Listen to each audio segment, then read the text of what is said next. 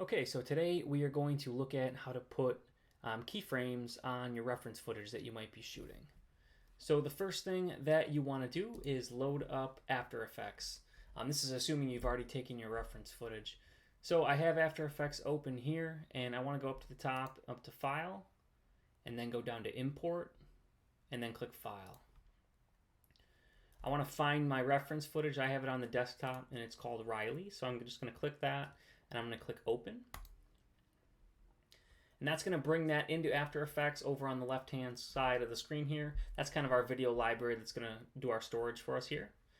Okay, so the next thing I want to do, I want to make sure I'm on the correct layer. So I want to go up to Composition, and I want to click New Composition.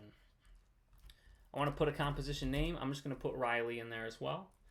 I want to make sure that all my settings are correct from here. So I know that my video is 1280 by 720, so I'm going to keep those the same for the width and the height. I know it's 24 frames a second, so I want to keep that the same. And I've already gone in and set this at the correct time. So my video is 4 seconds long, so I have my duration at 4 seconds. You can always mess with that afterwards if you're not sure off the top. Once I have everything how I want it, I'm just going to click OK. And then it's going to load up our composition. So as you can see right here, we obviously can't see our video yet. So I want to click on Riley over on the top left. That's our video file we're going to be adding those keyframes onto. And I want to drag it down to the bottom, kind of down into our work area. Now you can see it over here, and you can see it loads up the video up on top as well. If you just want to double check, make sure it's the right video, you could always go over, click your RAM preview, and it should load it fairly quickly, depending on your file size, and you can kind of see the reference footage that we're going to be working with today.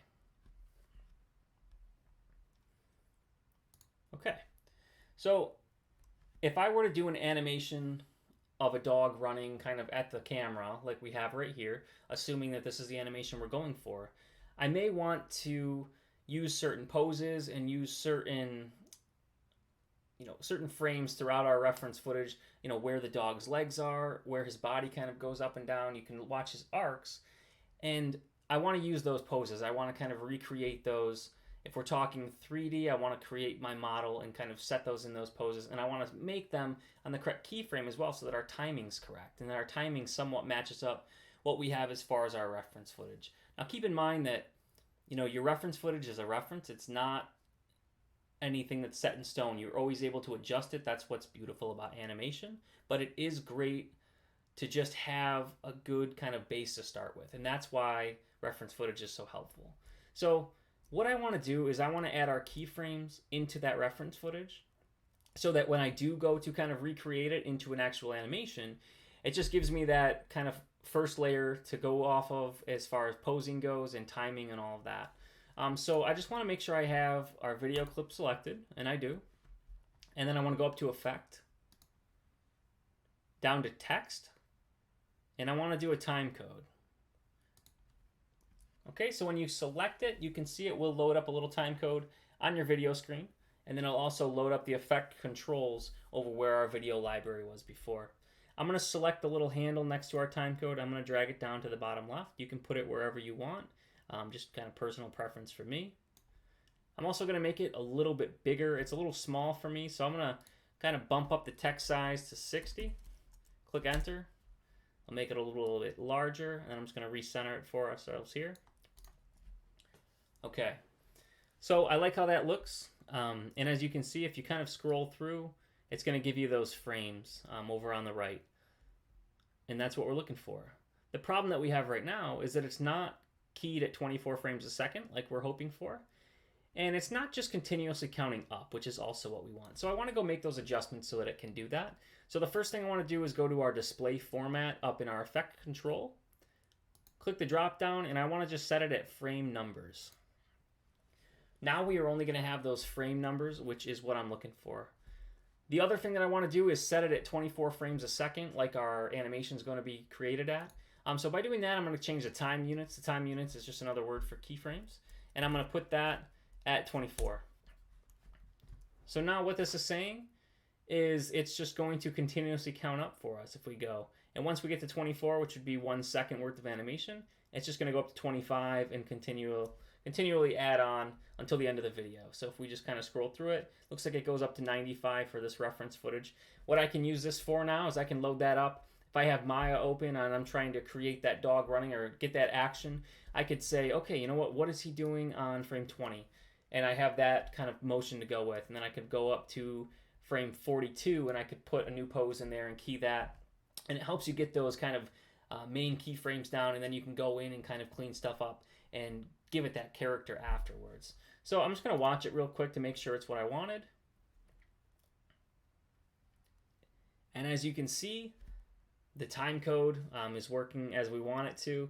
It's just counting up continuously, and that's really all that I wanted to do as far as the reference footage goes. So I would put that on all my reference footage and then just do a simple export out of After Effects so that this is the video I can kind of animate off of from now on. So to do the export, I just want to go up to Composition and click Add to Render Queue. Once I'm in the Add to Render Queue, it's going to change what the bottom looks like a little bit here.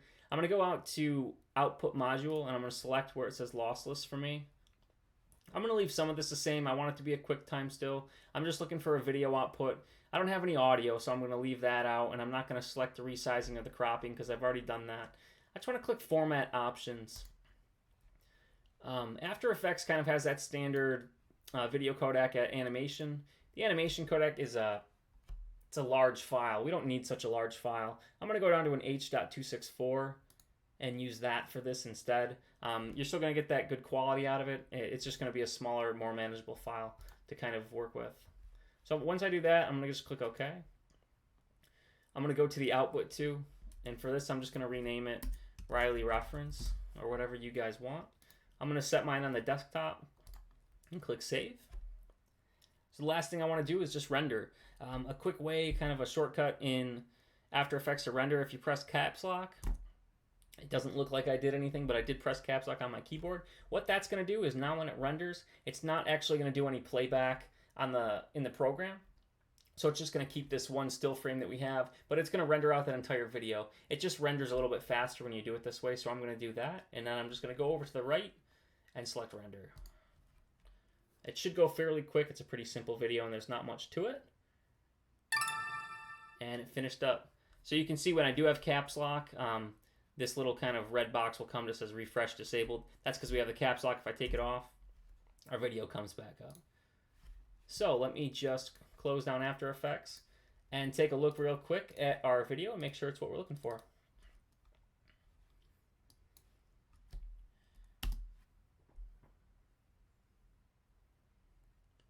Okay, so that is exactly what we were looking for our reference footage. Now when we go to animate, like I said, we can go keyframe by keyframe and see exactly what our action was on our dog or whatever your reference footage is of, and we can actually set those poses to the correct keys, whether it's in Maya or whether you're doing it by hand. And then you can kind of fill in those in-betweens and add that character, do your exaggeration and the rest of your animation concepts from there. But this is going to give you a very solid standard base to go off of, and it's going to make your poses just that much stronger. So that's all that I have, and I hope you enjoy.